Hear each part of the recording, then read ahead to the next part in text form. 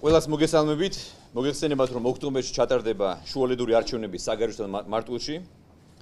მე ვარ დარწმუნებული, რომ ეს არჩევნები იქნება კიდევ ისეთი, ასე ვთქვათ, ხარისხიანი და წარმატებული, როგორიც ჩვენ ჩავატარეთ ჩვენი ხელისუფლებაში ყოფნის დროს.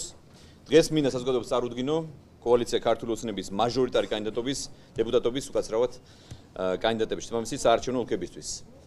საგარეჯოში ჩვენი კოალიციის მაჟორიტარობის კანდიდატი გახლავთ ქალბატონი თამარ ხიდაშელი. მე მინდა თავიდანვე აღვნიშნო, რომ ჩვენი ეს არჩევანი კიდევ ერთხელ მოწმობს იმას, თუ როგორ მნიშვნელობას ვანიჭებთ ჩვენ კვალიფიციური, პრინციპული და პროგრესულად მოაზროვნე ქალების პოლიტიკაში ჩაბმას.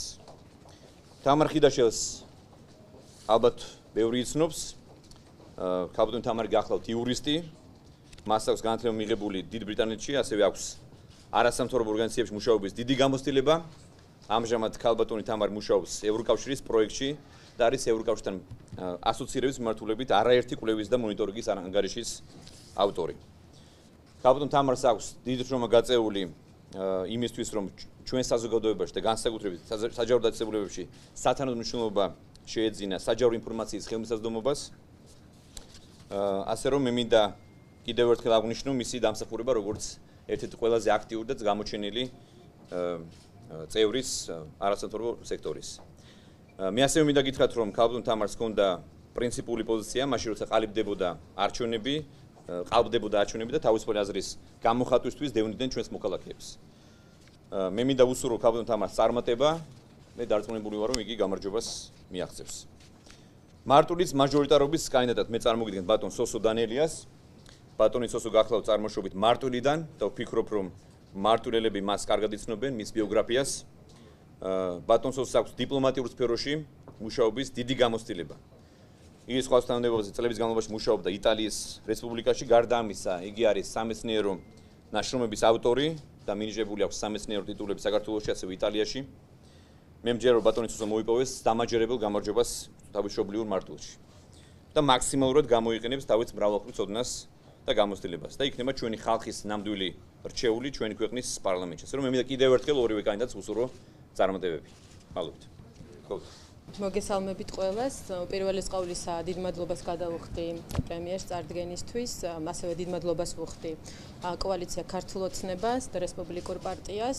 კოალიციასთან და რესპუბლიკურ პარტიასთან მე მაერთიანებს ღირებულებები და სწორედ ამიტომ გადავწყვიტე, ამიტომ დავთანხმდი ამ შემოთავაზებას.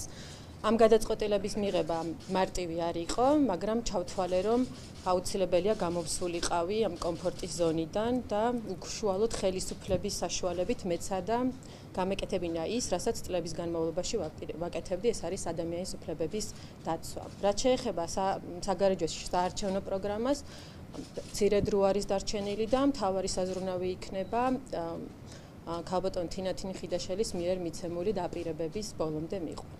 დიდი მადლობა. უპირველეს ყოვლისა დიდი მადლობა ასეთი ნდობისათვის ბატონო პრემიერო. ქართულ ოცნებას დიდი მადლობა, რომ გადაწყვიტა ჩემი კანდიდატურის საყენება მარტვილის რაიონში, სადაც მე დავიბადე, გავიზარდე. ჩემი მშობლებიც იქ ცხოვრობდნენ, სადაც ცხოვრობენ ჩემი ახლობლები. და დარწმუნებული ვარ, რომ გავიმარჯვებთ. ქართული ოცნება წარდგება როგორც საჭიროა ისე, დადებს მაღალ პროცენტსაც აი ამ არჩევნებში და მომავალშიც ქართულ ოცნებას ექნება ძალიან ისეთი კარგი სახე, პოზიტიური. იმ ჩემ გამოცდილებას, რომელიც დამიგროვდა წლების განმავლობაში, ჩემს საყვარელ რაიონს, ჩემს საყვარელ კუთხეს მე მოვახმარ, დარწმუნებული ყავით ამაში ბატონო პრემიერო, მე ამას ვპირდებით. ჩემ მთელ ენერგიას გამოვიყენებ იმისთვის, რომ წარდგეს ჩემი რაიონი საქართველოს ერთ-ერთ საუკეთესოდ და წარმატებები გქონდეს აი ამ ფერხულში, რომელიც დაწყებულია და რომელიც გაგრძელდება. დიდი მადლობა.